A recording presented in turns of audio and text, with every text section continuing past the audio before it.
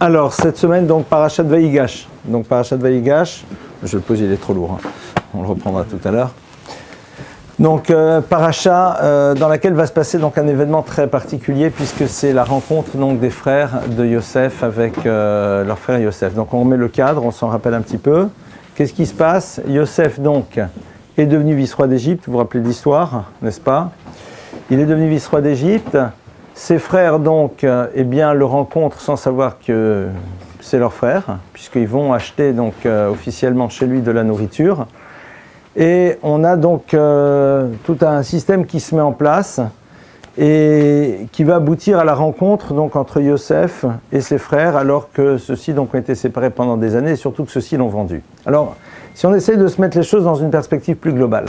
Donc on a Yosef qui a été vendu. On s'en rappelle, il s'est retrouvé en Égypte. Il est devenu vice-roi d'Égypte de manière assez incroyable. Ses frères ne savent pas du tout ce qu'il est devenu, puisqu'il avait jeté dans un puits. Ils l'ont vu sortir du puits avec des Midianim qui l'ont pris et qui l'ont vendu, et ils ne savent pas où il a disparu. Et puis il y a une famine. Il y a une famine un petit peu partout, et donc Yaakov, leur père, va dire à ses fils, « J'ai entendu qu'il y a en Égypte encore de la nourriture, allez en Égypte, allez acheter de la nourriture. » Et ils vont là-bas. Et il se présente devant qui? Eh bien devant quelqu'un qui est le vice-roi d'Égypte et qui au fond est leur frère. Et comme le dit le texte, Vayaker Yosef et Terav vem lo ikeru. Lui les reconnaît, mais eux ne le reconnaissent pas. Ils ne le reconnaissent pas pour différentes raisons. Une des raisons, c'est qu'ils l'ont laissé partir très tôt. Il avait 17 ans. Là, il a une trentaine d'années. C'est plus du tout le même visage. Il n'avait pas de barbe. Il a une barbe. Et puis surtout, ils ne peuvent même pas s'imaginer que c'est leur frère. Et là, Yosef voit ses frères et met en place un processus qui est quand même extrêmement bouleversant. Il va les accuser d'être des espions, il va retenir un des frères chez lui, et il va surtout leur dire « Vous avez un petit frère, puisqu'ils lui ont raconté leur histoire, je vous demande de me ramener votre petit frère. » Et donc ils disent « Mais notre petit frère, notre père n'a pas envie de le lâcher, il a déjà son grand frère, entre autres, en l'occurrence Yosef, qui a disparu, son père ne le veut pas. » Il dit « Si vous ne revenez pas avec le petit frère, ne revenez pas. » Ils repartent, et puis résultat des courses, ils sont obligés de revenir, parce qu'il n'y a de nouveau plus à manger. Et là, ils supplient leur père, ils disent, écoute, on est obligé de prendre notre frère, parce que sinon, ça ne marchera pas. Il y a encore des places ici, si vous voulez. On est obligé de prendre notre frère, sinon ça ne marche pas. Et bien sûr, Yaakov est très, très angoissé, il a peur qu'il disparaisse, et donc il va dire la chose suivante, il va dire, écoute, je ne peux pas, et Yehuda lui dit, écoute, j'en prends la garantie, c'est moi qui te le ramène, mais il faut qu'il parte. Donc ils le prennent. Je rappelle un petit peu rapidement l'histoire. Ils le prennent. Yosef, donc, reçoit ses frères, reconnaît son jeune frère. Il ne sait toujours pas reconnaître de quiconque. Il leur donne tout ce dont ils ont besoin. Il leur dit, mais il n'y a pas de problème, vous avez besoin de nourriture, je vous donne la nourriture. Et ils repartent. Et puis, au moment où ils repartent, il demande à ce que l'on cache sa coupe privée, une coupe en argent, à l'intérieur donc du sac de Benjamin, son jeune frère. Ils partent, ils ne le savent pas. Ils se retrouvent sur la route. Ils se font rattraper par les soldats de Yosef, qui dit « Qu'est-ce que c'est cette histoire? Vous êtes des voleurs. Vous êtes venus chez moi. En repartant, je ne retrouve plus ma coupe. C'est vous qui l'avez volée. » Et ils disent « Pas du tout, c'est pas nous, on te le promet, on te le jure. » Et lui, il dit « Non, non, je suis désolé, je fouille. » Ils disent « Mais pas de problème, tu peux fouiller. Et si tu trouves la coupe chez quelqu'un, il n'y a aucun problème. Il est condamné, on l'assume. » Et brusquement, qu'est-ce qu'il voit? Eh bien, qu'en ouvrant le sac de Benjamin, on découvre la coupe. Et là, les frères sont bien sûr totalement bouleversés. Ils disent « C'est la catastrophe. » Et donc, ils sont obligés de tous revenir et ils se présentent devant Yosef. Et donc, c'est là maintenant, on se retrouve dans notre paracha, dans cette confrontation entre Yosef et ses frères, alors que son plus jeune frère, qui est Benjamin, est accusé de vol que lui-même a organisé. Il y a ici quand même quelque chose de très curieux. Qu'est-ce qui se passe et qu'est-ce qui se joue? Alors, Yosef leur dit, écoutez, vous rentrez chez vous, mais vous en avez un ici qui a volé, il reste chez moi. Si on rentre dans la logique des frères, ils ont ici Benjamin qui semble être voleur, a priori. Même s'il est dans le déni, concrètement, on a bien retrouvé la coupe chez toi. Eux-mêmes ne peuvent même pas imaginer qu'on aurait caché la coupe de Joseph intentionnellement à l'intérieur du sac de Benjamin pour l'accuser de vol. Quel serait l'intérêt? Aucun intérêt. Donc concrètement, ils voient que leur frère est un voleur. Et là, que se passe-t-il? Eh bien, ils vont devoir réagir. Quelle serait la meilleure réaction? Ben, de dire, écoute, t'as volé, tu assumes. Mais là, ils réalisent quoi? Que derrière cela, il y a la souffrance du père. Or, je vous rappelle que cette souffrance de leur père, ils n'en ont absolument pas tenu compte au moment où ils ont décidé de condamner leur frère Joseph à mort, et puis après commuer cette peine de mort en emprisonnement, et puis ils se retrouvent vendus. Et là, ils se retrouvent dans ce qu'on appellerait un univers de tikkun, c'est-à-dire un univers de réparation. Il y a, en effet, dans nos textes, l'idée suivante. C'est que lorsque l'homme s'est retrouvé dans la vie confronté à une situation, et que dans cette situation-là, il a dysfonctionné, il se retrouvera plus tard dans une situation de même principe, et dans laquelle on va essayer de voir s'il a opéré une réflexion par rapport à la démarche qu'il avait pu avoir auparavant. C'est-à-dire que dans cet événement, la Torah nous montre que Dieu propose aux frères de se retrouver dans le même système pour voir si cette insensibilité-là a disparu ou pas. Traduction, on est censé se reposer la question des modes de fonctionnement que l'on a pu avoir à un moment dans son existence, même si on est sûr que c'était les bons. Parce que regardez, qu'est-ce qui va les amener peut-être à changer d'attitude? Ils vont dire ici, au fond, ce qui se passe, eh bien, c'est parce que nous n'avons pas eu pitié de notre frère lorsqu'il était en train de nous supplier. Mais attends, je ne comprends pas, quand vous l'avez fait, vous étiez totalement persuadé du bien fondé de votre démarche. Et à ce moment-là, vous étiez parfaitement conscient que votre père allait être bouleversé. Et vous entendiez parfaitement les supplications de votre frère Yosef qui vous demandait de ne pas le condamner. Pourquoi vous n'en avez pas tenu compte?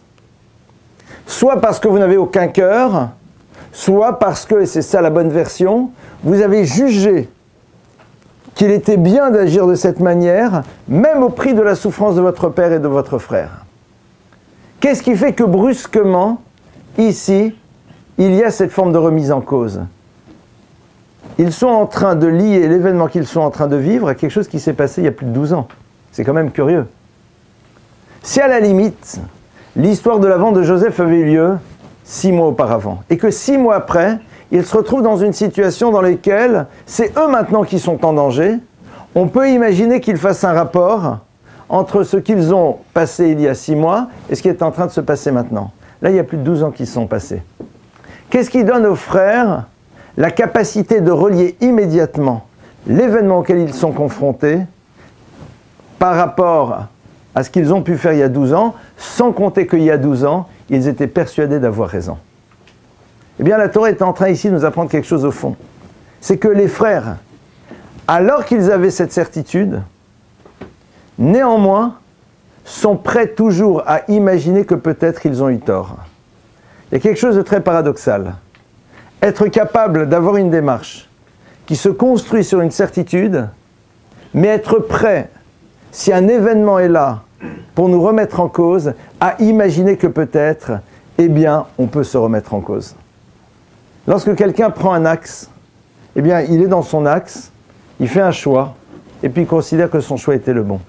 Et puis un jour, il se retrouve confronté à une situation, ça peut être 3 ans, 5 ans, 10 ans, 15 ans après, et ça lui fait réaliser que peut-être la manière dont il avait appréhendé les choses n'était peut-être pas la bonne. Ça veut dire que ce que je crois être vrai à un moment T, je suis prêt à un moment à malgré tout le remettre en cause. Comment est-ce qu'on arrive à faire une chose pareille? Et à quoi ça sert? Parce que nous, on est dans un monde dans lequel on dit, tu as pris une décision, tu étais dans un axe, et puis tu continues dans cet axe et tu ne bouges pas. Et puis d'une certaine manière, si tu étais persuadé que c'était la bonne chose à faire, eh bien, tu vas toujours continuer à fonctionner de la même manière. Si on n'est pas capable de fonctionner de la manière dont les frères fonctionnent, le concept même de la tchouva, de la repentance, n'existe pas. C'est-à-dire que se donner la liberté qu'une démarche qui était basée sur quelque chose qui nous semblait du domaine de l'évidence peut aujourd'hui être mis en cause, ne serait pas possible si on n'avait pas vu l'histoire de Yosef. C'est-à-dire que l'histoire de Yosef, elle nous apprend que à un moment, on peut avoir une démarche dans laquelle on a établi des certitudes. C'est-à-dire, on a pris un axe, et au plus profond de nous-mêmes, nous sommes convaincus que c'est comme ça qu'il faut agir. Nous en sommes profondément convaincus. Mais est-ce que je suis prêt à imaginer qu'un jour la vie peut m'amener à repenser radicalement ce qui, pour moi, a été une certitude à un moment? Quelqu'un qui fait une démarche de retour, c'est pas quelqu'un qui nécessairement a décidé que le rapport à sa judaïté, il s'en moquait, ça ne l'intéressait pas, il s'en fichait pas du tout. C'est quelqu'un peut-être qui à un moment a eu une certaine philosophie d'existence, a eu peut-être un certain regard sur la vie. Et ce regard-là, il pense qu'il est profondément vrai. Et dans une démarche de cohérence, il a eu une démarche au quotidien qui était là pour valider le choix qu'il avait pu faire. Est-ce qu'un jour, il est prêt à se laisser bouleverser? Les frères, au moment où ils ont décidé de vendre leur frère Joseph, sont profondément convaincus que c'est ça la chose qu'il faut faire. Et même si en effet, ça peut générer chez leur père une souffrance et chez leur frère, oui, malgré tout c'est absolument nécessaire. 12 ans après, ils sont confrontés à une nouvelle situation et ils se sentent libres de dire « Mais est-ce que cette situation n'est pas là pour nous dire que ce que nous avions peut-être analysé il y a 12 ans, en connaissance de cause, en essayant d'être les plus honnêtes et les plus droits possibles, peut-être que quelque part on s'est trompé. » Ils n'en sont pas sûrs à 100%, mais ils l'éventualisent. Ça, c'est déjà le premier enseignement que je voulais partager avec vous par rapport à cette paracha. Cette capacité qu'ont eu les frères de relier ce qu'ils étaient en train de vivre à un événement bien antérieur et se dire, mais peut-être que ce que nous croyions en toute bonne foi à l'époque être une démarche de vérité ne l'était absolument pas. C'est la porte ouverte à l'univers de la tchouva. Parce que souvent, les démarches que nous les avons en toute bonne foi. Nous sommes persuadés au plus profond de nous-mêmes que c'est comme ça qu'il faut agir. Et donc nous avançons. Et à aucun moment nous ne sommes prêts à imaginer que peut-être il y a eu quelque chose qui était mal évalué, mal compris, et que ce que nous croyons à un moment être du domaine de l'évidence ne l'est peut-être absolument pas. Je vous donne un exemple, pardonnez-moi, un peu brutal. Non, brutal, j'en suis pas sûr. Quelqu'un a pu être convaincu à un moment de sa vie que quand on se marie, il ne faut peut-être pas avoir trop d'enfants. Parce que c'est compliqué le monde dans lequel on vit. Et qu'un enfant, il a besoin de présence, d'amour, il a besoin qu'on s'investisse par rapport à lui. Et que vraiment, en toute bonne foi, on est persuadé que c'est comme ça qu'il faut agir. Et que c'est pour le bien de l'enfant et c'est pour le bien du couple et qu'au fond, il vaut mieux que dans l'humanité, il y ait des enfants qui étaient dans des familles dans lesquelles on se soit vraiment investi, on a pris le temps de les construire pour que véritablement ils puissent apporter quelque chose. Cette personne-là, elle peut avancer toute sa vie avec cette idée-là. Si un jour elle se confronte à une situation qui l'amène peut-être à remettre en cause ce regard qu'elle a pu avoir il y a une dizaine, une quinzaine d'années, est-ce qu'elle est prête à le faire? La notion de tchouva, c'est d'arriver à un moment à remettre en cause quelque chose qui a été construit sur ce que nous croyons être une certitude basée sur un raisonnement logique et qui au fond nous paraissait immoral, éthique et tout ce que vous voulez. Ça c'est ce qu'on nous demande de faire, c'est-à-dire de nous donner cette liberté. De nous donner cette liberté à un moment, de nous imaginer que peut-être toute la démarche qui était la nôtre, elle était basée sur quelque chose qui était inexact. C'est très dur. C'est très dur. Mais il faut se donner cette liberté. Et cette dimension-là, en vérité, on va la retrouver dans quelques versets. Puisque dans quelques versets, il va y avoir la rencontre justement entre Joseph et ses frères dans lequel il va se révéler à eux. Donc il y a un conflit qui se met en place entre lui et Yehuda. Yehuda dit, même pas en rêve, Binyamin, il revient chez son père, moi tu me prends prisonnier, je me suis engagé, il repart. Et Yosef voit que ses frères sont prêts à se battre pour Binyamin. Et là, on est dans le monde du tikkun de la réparation.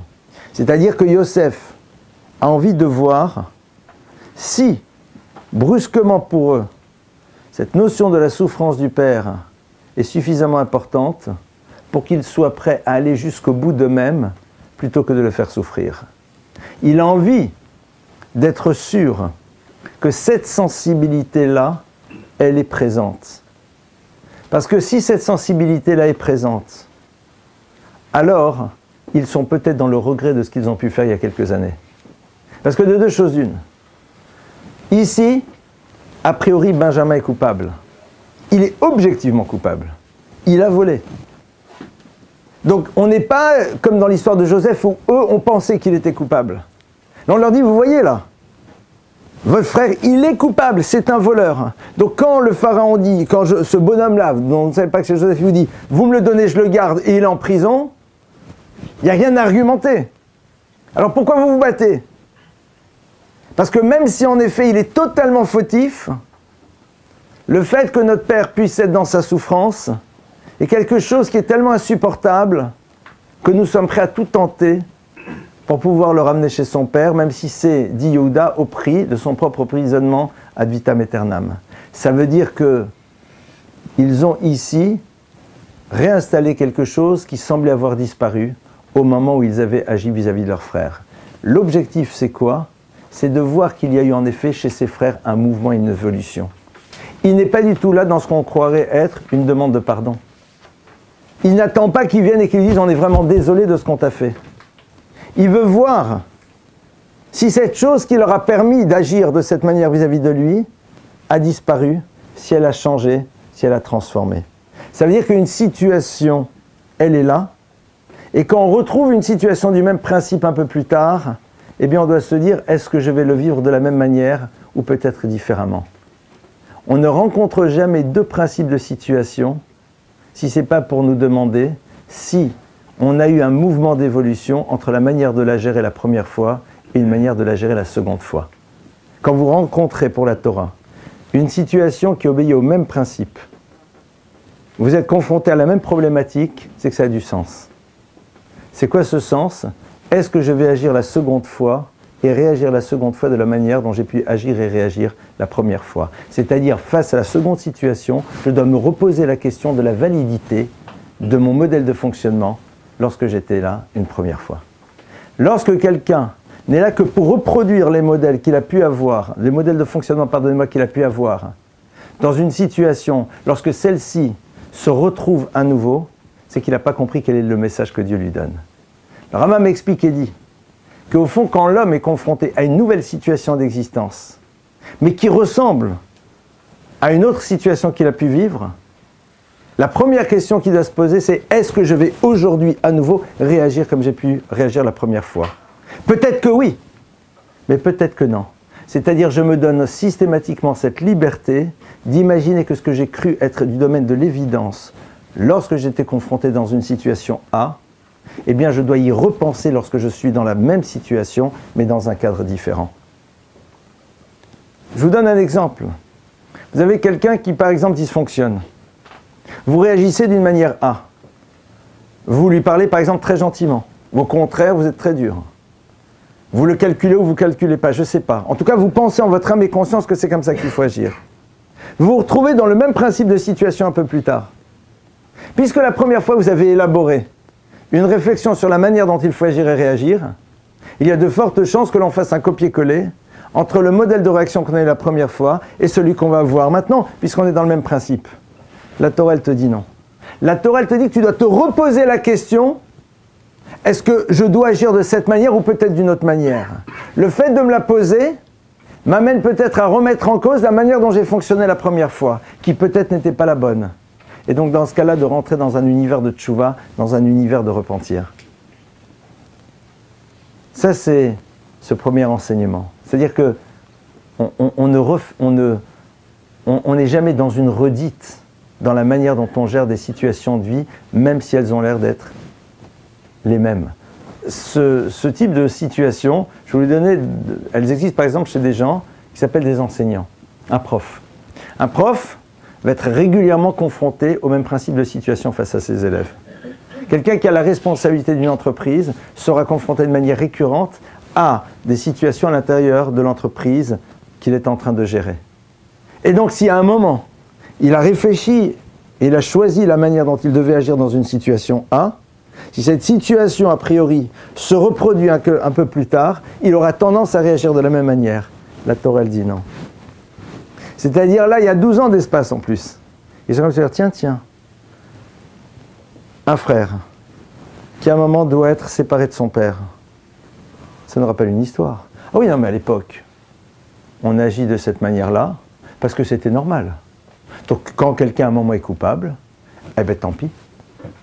Ah, mais à cause de ça, le père va souffrir, ben qu'est-ce que vous voulez? Non, on y a bien réfléchi à l'époque. Hein. On est arrivé à de vraies conclusions. Et on était tranquille. On était sûr que c'était comme ça qu'il faut agir. Donc là, on a le même principe. On a un frère qui met en danger la fratrie, c'est un voleur. Eh bien, nous sommes déjà, il y a un certain temps, arrivés à la conclusion que dans un cas pareil, tu fais abstraction de la souffrance de la famille, mais tu le condamnes pour sauver le reste de la famille. On est d'accord? Donc, on fait la même chose. Ils sont dans la même situation, ils disent, mais au fait, qu'est-ce qu'on fait dans une situation dans laquelle quelqu'un est coupable, objectivement? Ce qui n'était même pas le cas de Joseph, où là-bas c'était plus subjectif.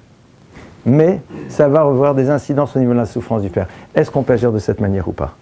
Et ils arrivent à la conclusion que non. Et comme ils arrivent à la conclusion que non, pardonnez-moi, ils sont en train de repartir en arrière. Ils disent, alors qu'est-ce qu'on a fait il y a 12 ans?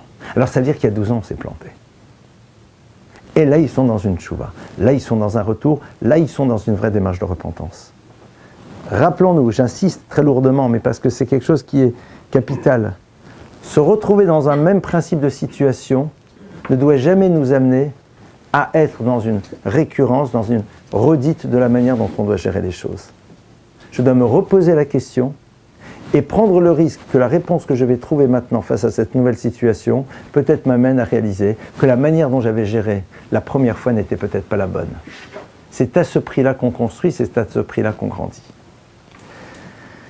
Une fois que donc ce premier épisode est là, alors on arrive dans le deuxième épisode dans lequel Yosef va se révéler à ses frères. Et le texte nous dit que quand Yosef va se révéler à ses frères, alors d'abord il dit « Hotziu kol ish me'alai » sortez tout le monde. Yosef est le vice-roi, il a ses frères, il y a la cour qui est autour, il dit que tout le monde sort. Il veut être seul au moment où il va les rencontrer. Pourquoi? Première raison, c'est parce que tout simplement il a peur de la honte qu'ils pourront ressentir face à lui et qui pourrait être peut-être perçue par les autres. C'est-à-dire que Yosef est le prototype de celui qui, à un moment, a subi des choses terribles, de manière profondément injuste, avec des frères qui, somme toute, pendant ces 12 ans, semblent ne s'être pas remis en cause, parce que sinon ils seraient partis le rechercher. Et ne l'ont pas recherché. Il voit maintenant que ses frères sont prêts à repenser les choses. Le fait de les avoir vus, eux, être prêts à évoluer, eh bien, fait que toute forme de ressentiment vis-à-vis d'eux disparaît. C'est-à-dire qu'il n'est pas dans le souvenir dès lors qu'il voit que l'autre a décidé d'être dans un devenir. Le devenir des frères, c'est être capable de se dire, ben, peut-être qu'il y a 12 ans on s'était trompé. Ah, vous êtes capable de vous le dire. Pourtant, concrètement, j'ai souffert. Mais le fait d'être prêt à vous dire, maman, peut-être qu'on s'est trompé. On a fait une erreur quand il était en train de nous supplier. Ça lui suffit pour dire, alors dans ce cas-là, il n'y a plus rien. À l'intérieur de moi-même, il n'y a plus rien dans mon cœur. D'où est-ce qu'on le voit?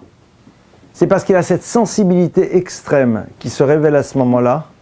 Je ne veux pas que mes frères ressentent une forme de honte au moment où je vais leur dire « je suis Joseph ». Mais attends, s'il dit aux frères « je suis Joseph », alors ça va être bien sûr à la cour des il ne va pas leur dire « je suis Joseph », vous vous rappelez, vous m'avez vendu, etc., etc. Il n'est pas obligé de le dire. Il leur dit « je suis Joseph ». Mais eux vont ressentir de la honte. Ils vont se sentir mal. Ah, mais les autres ne vont peut-être pas percevoir cela. Mais le fait, à un moment, de ressentir ce sentiment de honte, confronté au regard de l'autre qui ne le voit peut-être pas, est quelque chose de désagréable. Yosef est dans une sensibilité folle. C'est-à-dire, imaginez que je dis à quelqu'un ici dans la salle, « tu comprends ce que je dis ?» Personne ne sait à quoi je fais allusion.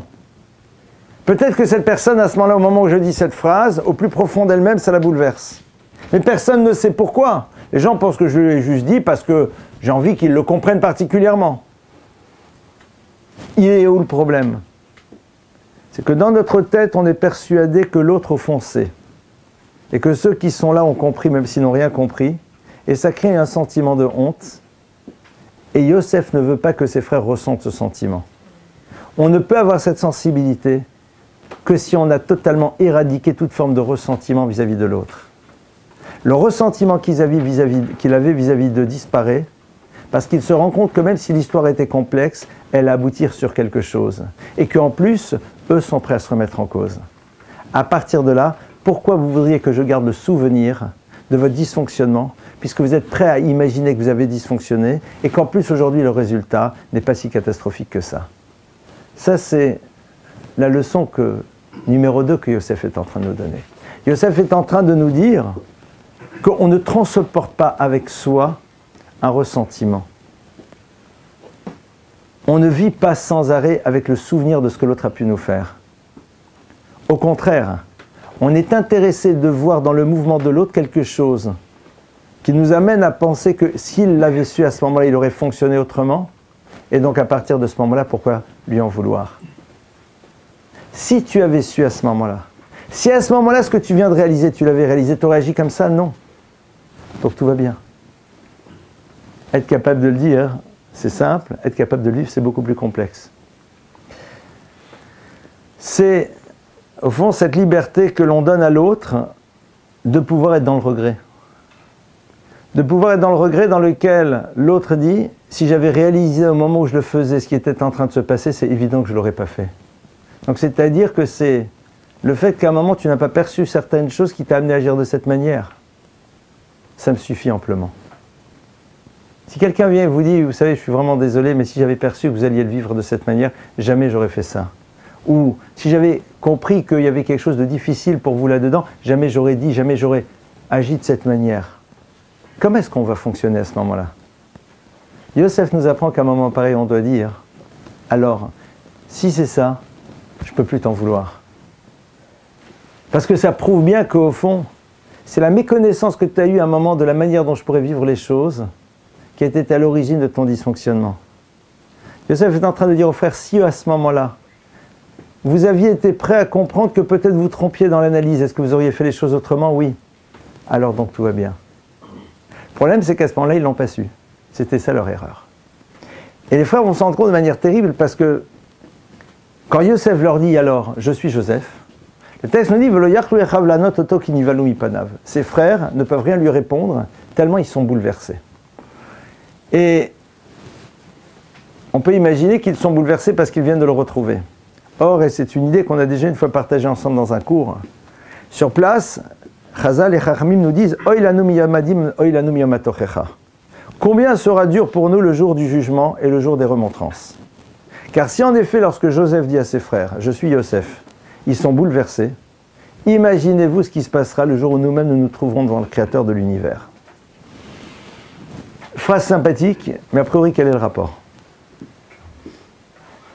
Quand Yosef dit à ses frères « Je suis Yosef », ils sont là, complètement bouleversés, scotchés. Et Rachid nous dit « Ah, vous imaginez, quand il leur dit « Je suis Joseph », ils sont scotchés, alors vous imaginez, quand Dieu va nous juger, on sera encore plus scotchés. Quel rapport? Là, à la limite, on comprend. Ils viennent de réaliser que c'est leur frère, qu'ils se sont... Mais pourquoi nous alors? Quel est le rapport avec nous? Après, M. Shmulevitch ici donne une idée qu'on a déjà vue une fois ensemble, mais qui est fondamentale. Le problème des frères, c'est quoi ici? C'est que comme on l'a vu jusqu'à présent, au moment où ils l'ont condamné, même si 12 ans après, ils sont prêts à imaginer qu'ils se sont peut-être trompés dans leur appréciation, mais au moment où ils l'ont condamné, ils étaient totalement sereins. Ils étaient en shlemut, ils étaient en harmonie avec eux-mêmes, à tel point que le texte nous dit qu'une fois qu'ils le condamnent, ils s'installent et ils mangent. C'est-à-dire qu'ils n'ont absolument pas de sentiment de culpabilité. Pourquoi? Parce qu'ils sont persuadés que la raison pour laquelle ils le condamnent est une bonne raison. Parce qu'ils sont persuadés que l'analyse qu'ils ont fait du comportement de Yosef est une bonne analyse. Parce qu'ils sont persuadés que quand Yosef est là en train de dire « Je vais être le roi d'Israël parce que j'ai fait ces rêves dans lesquels tout le monde se prosterne devant moi », eh bien, c'est vrai. Il est en train de vouloir s'approprier le trône et ça, c'est insupportable.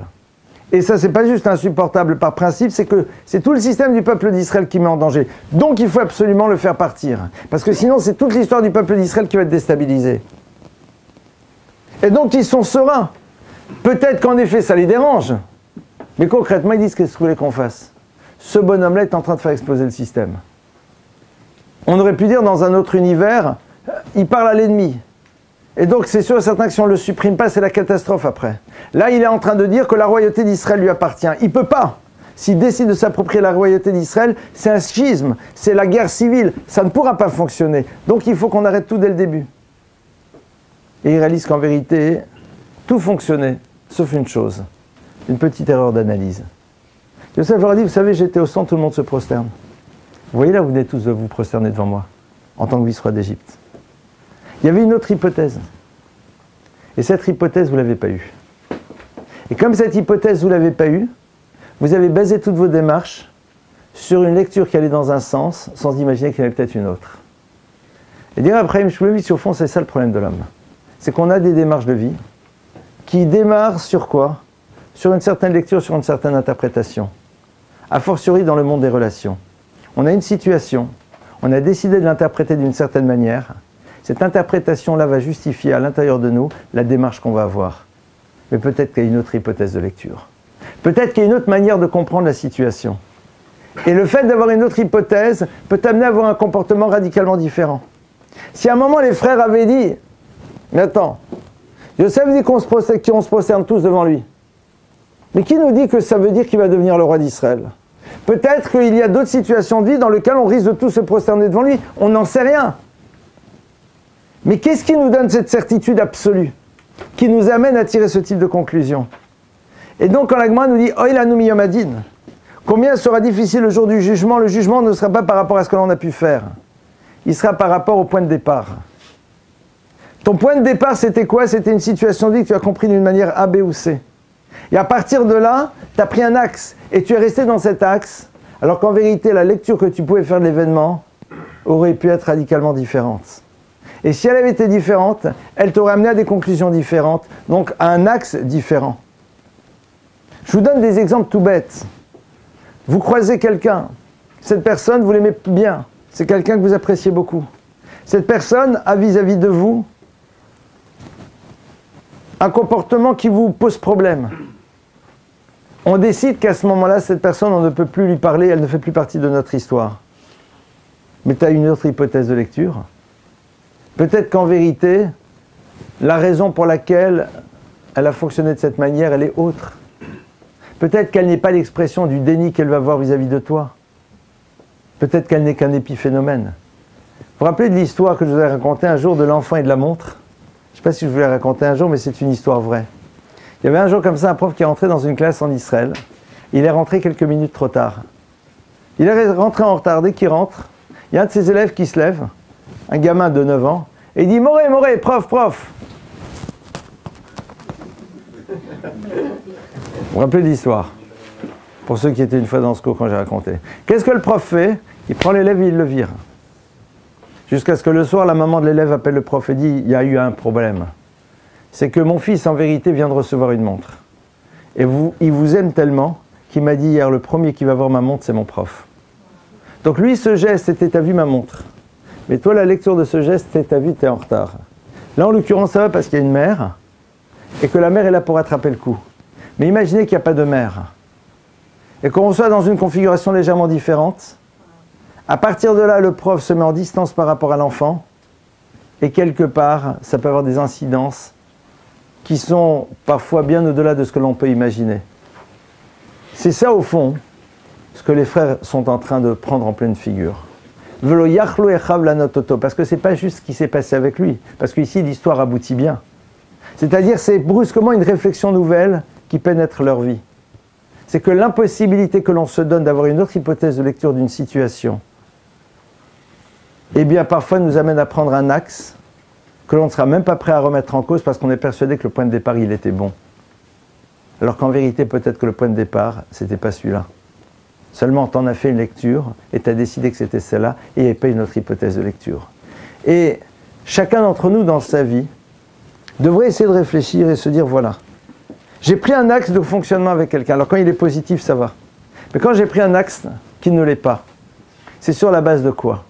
Qu'est-ce qui fait que je perdure dans une manière d'être à l'intérieur d'une relation? Eh bien, c'est parce qu'il y a eu un point de départ. La plupart du temps, c'est un point de départ. Et le point de départ, est-ce qu'au fond, on a une autre hypothèse de lecture? Est-ce qu'on s'est donné cette liberté de comprendre les choses autrement, de les appréhender différemment, donc d'avoir un jugement différent? Le fait de ne pas se donner cette liberté peut créer un axe, et cet axe-là nous amener dans des directions qui ne sont pas du tout les bonnes. Et quelque part, un jour se réveiller et de se dire, mais au fond, le point de départ était radicalement faux, mon analyse était inexacte, ça c'est ce qui m'a amené là, alors qu'en vérité, peut-être j'aurais dû me trouver là.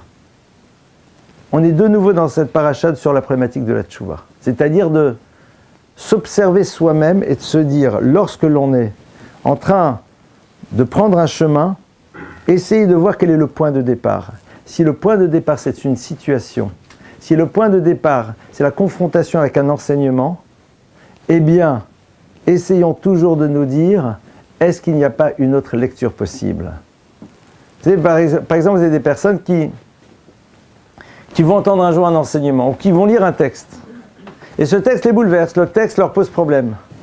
Et donc comme le texte les bouleverse, le texte leur pose problème, alors, sur la base de ça, ils vont dire, bon ben, ça m'amène à certaines conclusions qui me vont faire prendre telle et telle direction. Mais peut-être que tu peux le comprendre autrement, le texte. Peut-être que quelqu'un peut te permettre de l'appréhender d'une manière différente. Est-ce que tu te donnes cette liberté? Et ça, c'est au passage ce qu'on apprend à faire très tôt à l'enfant quand il étudie, avoir une seconde hypothèse. Comment est-ce qu'on pourrait comprendre différemment cette situation? Comment est-ce qu'on pourrait comprendre différemment ce verset?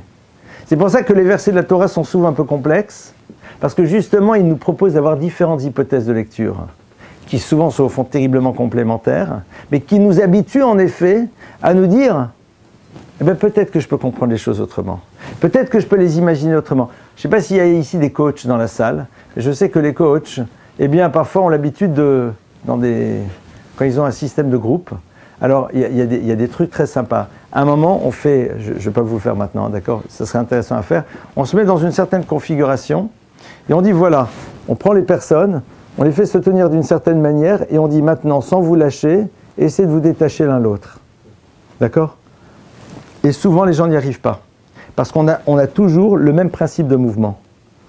On n'arrive pas à imaginer quelque chose, comme on dit, la tset milakoussa, de sortir de la boîte.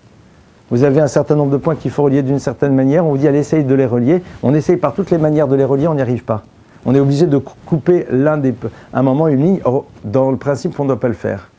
Et puis ceux qui arrivent souvent, ce sont les enfants. Parce que les enfants sont capables d'imaginer de nouvelles hypothèses. Ils ne sont pas enfermés dans leur système, dans leur lecture classique. Ils sont capables à un moment de voir les choses avec une nouvelle distance et d'imaginer qu'on peut comprendre les choses de manière radicalement différente. Ça, c'est donc l'autre enseignement de la paracha. Oilanu miyamadin. Se poser la question, quel est le point de départ? Quel a été le point de départ, surtout dans l'univers des relations?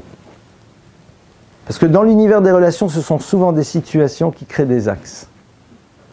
Et on n'est pas prêt à imaginer autrement. Je vais aller un peu plus loin. Si on n'est pas prêt à imaginer qu'il y ait une autre lecture de la situation, c'est qu'il y a peut-être des chances que nous soyons intéressés par la lecture que nous avons faite pour justifier parfois les désirs de distance que l'on veut avoir vis-à-vis d'un tiers, dans un sens comme dans un autre, ou alors des désirs de proximité qui n'ont pas leur raison d'être.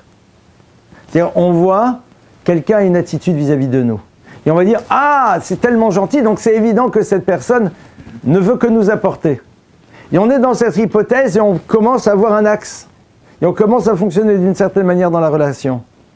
Peut-être à une autre hypothèse, qui est que ce que l'autre te donne, ce n'est peut-être pas pour toi, mais c'est peut-être pour lui, t'en sais rien. Et donc à ce moment-là, tu dois peut-être prêt à imaginer fonctionner d'une manière différente. Le fait d'envisager une autre lecture va t'obliger à réfléchir le pourquoi de la validation de ta première lecture. Quand vous n'avez pas de deux hypothèses, vous n'êtes pas obligé de valider l'une des deux. Quand vous en avez deux, vous allez être obligé d'en valider l'une des deux. Comment ça? En réfléchissant et en vous donnant les moyens d'être sûr de ce qui sous-tend véritablement le choix d'une hypothèse A ou B. Si vous n'en avez qu'une, vous n'avez pas besoin de la valider, puisque de toute façon, vous n'en envisagez pas une deuxième. Si vous en avez deux, vous êtes obligé de vous poser la question, pourquoi je choisirais A par rapport à B?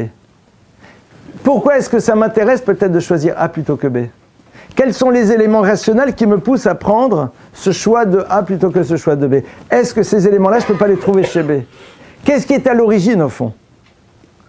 La Torah nous demande, surtout pour des choix qui ont des dimensions impliquantes, d'être prêt à avoir cette démarche. D'avoir une autre perspective, d'avoir une autre lecture possible de ce qui est à l'origine d'un mouvement qu'on va prendre. Une fois que... Donc les frères maintenant vont se retrouver avec Yosef. Ça y est, il s'est découvert, il leur a dit « Je suis Yosef, je ne vous en veux pas » et tout va bien. Alors là, il y a un autre épisode, il dit « Bon alors maintenant, il va falloir que vous me rameniez mon père, il va falloir lui annoncer que je suis toujours vivant. » Et là, ils viennent, ils vont chercher leur père. Il y a toute une stratégie pour que leur père la prenne sans qu'il en soit bouleversé. Et puis le texte nous dit que Yosef donc s'apprête à recevoir son père. Donc Yaakov est persuadé que son fils bien-aimé est mort. Et puis brusquement il va le revoir. Vous imaginez un peu l'émotion. Enfin c'est au niveau d'une scène de film, c'est génial quoi. La rencontre de Yaakov et de Yosef. Et le texte nous dit que lorsqu'ils viennent et qu'ils disent à leur père, Yosef est vivant. Vayafek libo kilomilem. Son cœur se glace, il ne les croit pas. Il voit après les chariots qu'il a envoyés pour le ramener, et à ce moment-là, il commence à revivre. Essayons de comprendre, pourquoi il ne les croit pas? Ils ne sont pas pervers quand même. C'est-à-dire, leur père, c'est leur père. Imaginez un père. Ça fait 12 ans que son fils a disparu. Il est persuadé qu'il est mort. Tous ses autres enfants viennent et lui disent « Papa, il n'est pas mort. Il est toujours vivant. » Est-ce que vous pensez qu'il y a des enfants qui seraient capables de faire un coup pareil à leur père si c'est faux? C'est inimaginable. Alors, pourquoi il ne les croit pas? Tu peux même pas t'imaginer que tes 12 enfants viennent, enfin tes 11 enfants viennent te faire une blague sur quelque chose d'aussi lourd. Alors que lui, il est inconsolable. Et sinon, ça serait des pourris absolus. Enfin, c'est insupportable. Et malgré tout, il est là, non, son cœur se glace, il ne peut pas croire. Et puis il voit les chariots, il dit, ah c'est bon. Dit Rachid sur place, et certains doivent le connaître, Agalot vient de la racine Egla. Egla, c'est une génisse. Et Yosef, avant de partir rejoindre ses frères qui l'ont vendu par la suite, étudie avec son père un texte qui s'appelle Egla Roufa, la génisse à la nuque brisée, que je ne développerai pas maintenant. Quand il voit ces chariots, ça le renvoie à l'étude qu'il avait avec son fils il y a 12 ans, au moment où ils se sont séparés, alors là il peut revivre. Qu'est-ce qui se passe? On a ici une leçon qui est terrible. Yosef, on dit à Yaakov, Yosef vit encore. Mais qu'est-ce qu'on rajoute? Ils n'ont pas dit qu'il vit juste. Od Yosef Rai, v'rihu Moshel Beretz Mitzrayim. Et c'est un des patrons de l'Égypte. Il est ministre.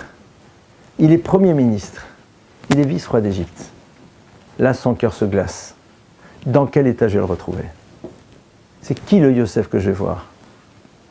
J'ai abandonné un fils qui s'appelle Yosef, qui était en train d'apprendre avec moi, et je le retrouve vice-roi d'Égypte. Est-ce que véritablement c'est ça que j'ai envie de retrouver? C'est-à-dire que là, Yaakov est en train de nous dire la chose suivante. Il dit ce qui m'intéresse, c'est pas sa réussite. C'est ce que j'ai toujours un Yosef qui sera digne de s'appeler un des 12 fils de Jacob. Si c'est pas ça, alors j'en suis glacé. C'est-à-dire que ce que d'autres applaudiraient comme étant une réussite est pour moi au fond un échec retentissant. Vayaret Agalot, Yosef connaît très bien son père. Et Yosef sait très bien et il valide la démarche de son père. Il ne dit pas « Attends, il ne faut pas exagérer, je suis vivant, c'est déjà pas mal ». Yosef sait très bien qui est Yaakov. Et il sait qu'il doit lui envoyer immédiatement un signe. C'est quoi ce signe? Il lui envoie Agalot, des chariots. Parce qu'il sait qu'en effet, son père, en voyant ça, va comprendre que Yosef lui envoie un signe. Il dit « Papa, t'as vu ce que je t'ai envoyé ?» Ça veut dire que ce qu'on étudie ensemble il y a 12 ans, je m'en rappelle toujours. Vatochi Ruach Yaakov Aviem. Là, alors Yaakov y revit. C'est-à-dire que lorsque Yaakov voit que Yosef a été capable de savoir gérer son statut, d'être une des 12 tribus d'Israël, tout en étant confronté, et à la fois à la dimension extrêmement basse de l'Égypte, et en même temps au plaisir du pouvoir, alors là, véritablement, il peut commencer à revivre. Il y a ici une leçon qui est terrible à entendre. C'est véritablement quel est le sens de la vie. Yosef ici est en train de nous apprendre, Jacob est en train de nous apprendre une chose très simple. Jacob, c'est celui qui bâtit le peuple d'Israël. Le Chavetz Chaim, qui était un maître très célèbre, qui a vécu à l'époque, entre autres, du début du communisme en Russie, certaines personnes allaient le voir parfois pour lui demander des bénédictions pour avoir des enfants. Il disait, je ne suis pas sûr que j'ai envie de te bénir. Il dit parce que faire arriver dans l'existence un enfant qui va grandir dans un enfer communiste, dans lequel, au fond, son âme, il y a de fortes chances, ne soit jamais nourrie d'une quelconque dimension de Torah, est-ce que véritablement ça vaut la peine que ça existe? C'est pas simple à entendre, dans un monde qui, en effet, donne de l'importance à d'autres valeurs. Yaakov, le fait de savoir que Yosef est vice-roi d'Égypte, ça lui fait ni chaud ni froid, ça lui fait même plutôt froid que chaud. Quel est le prix qu'il a dû payer pour ça? Quels sont les renoncements qu'il a dû faire? Quelle est la dimension de son identité qu'il a dû supprimer pour pouvoir être maintenant ce qu'il est devenu? Et s'il a dû y renoncer, quelque part, ça n'a pas de sens. Vayafog libo. Yosef valide. C'est-à-dire qu'au fond, Yosef, il est le prototype de l'individu qui, tout en étant confronté à ce qu'il y a de plus grand à l'époque, c'est-à-dire vice-roi d'Égypte, c'est très bien qu'au fond, pour le clan d'Israël, avoir une situation quelle qu'elle soit, si c'est au prix de sa spiritualité, ça n'a aucun sens. Parce que l'essentiel n'est plus là. Et c'est vrai que c'est pas simple, encore plus dans un monde qui nous demande parfois de mettre en balance notre spiritualité et en même temps notre réussite. C'est la paracha dans laquelle on nous apprend au fond où se situe l'essentiel. Chacun est libre après de faire ses choix. Mais Yaakov qui est notre père, Yaakov qui est celui qui bâtit le clan d'Israël, c'est ça la leçon qu'il est en train de nous donner ici. Il est en train de nous dire que ce qui va maintenir et faire permettre au peuple d'Israël de pouvoir avancer dans l'histoire, c'est de garder cette conscience que l'on ne supprime pas sa dimension essentielle au profit de quelque chose qui est accessoire. Et l'accessoire dans le peuple juif est généralement ce qui est considéré comme essentiel par les nations dans lesquelles on se trouve. Si tu as envie de découvrir ce qui est accessoire pour le clan d'Israël, réfléchis à ce qui est essentiel par rapport aux civilisations dans lesquelles tu te trouves. Et généralement, tu sauras alors ce qui pour toi est accessoire. Comment Yosef il a réussi? Comment Yosef il a réussi à faire ça? Comment il a réussi à faire ça? Comment est-ce qu'il a réussi à arriver à ça? Alors vous vous rappelez la semaine dernière de l'histoire que je vous ai racontée avec l'officier russe en prison? Oui ou non? Vous vous rappelez? La semaine dernière, on avait vu qu'au fond, Yosef, depuis le moment où il était vendu, il a cherché à faire qu'une chose, à préserver son identité. Préserver son identité, c'est-à-dire se donner les moyens de se rappeler ce qui lui donnait sa réelle valeur, pour ne pas laisser les valeurs qui sont extérieures à lui à un moment prendre la place sur les valeurs qui étaient siennes. Il s'est donné les moyens de les préserver.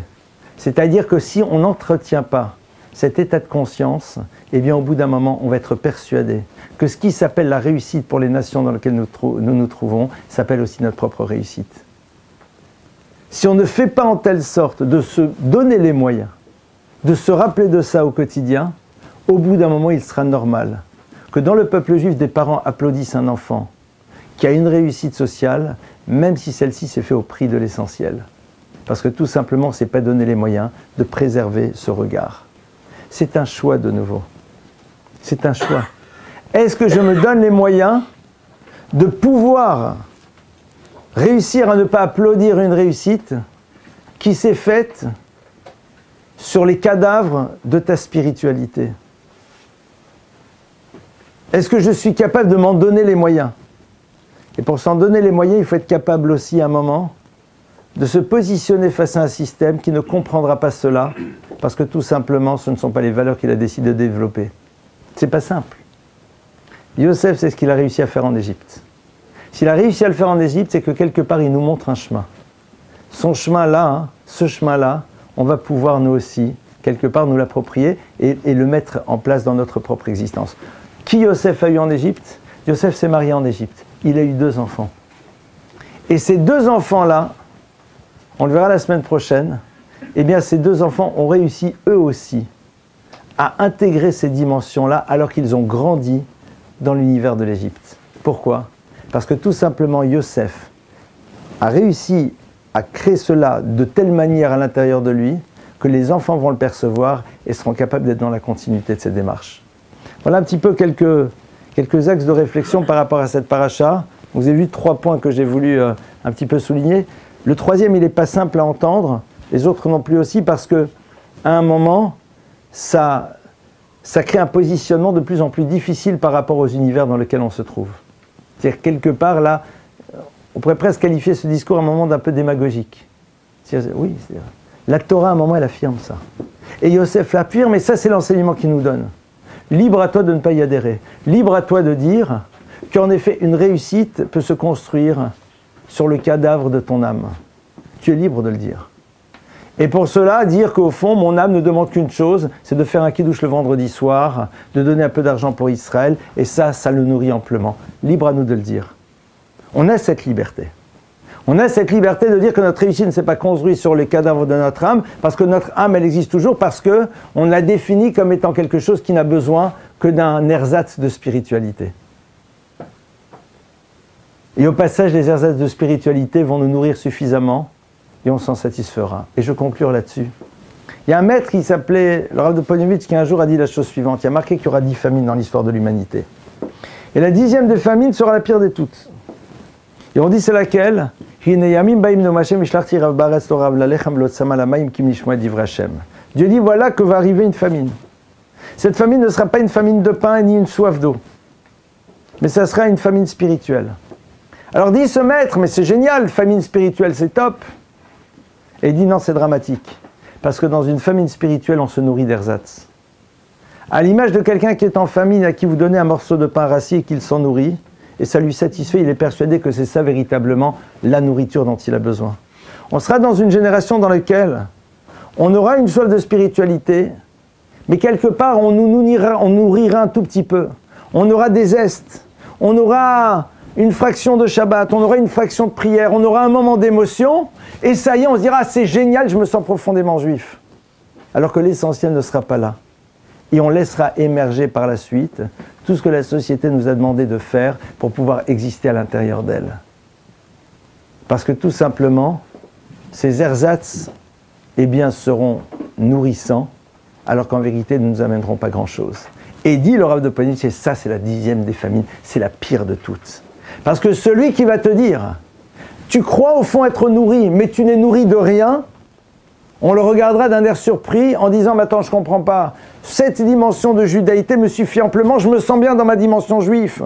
Les gens qui disent, mais moi je me sens profondément juif en faisant un peu de ceci, un peu de cela. Et en même temps, je trouve c'est génial, bravo, c'est déjà pas mal. Mais en vérité, ton âme, elle a besoin d'être nourrie de quelque chose de beaucoup plus puissant. Et si tu la nourris de choses beaucoup plus puissantes, elle va pouvoir donner des dimensions beaucoup plus élevées au monde dans lequel elle te trouve.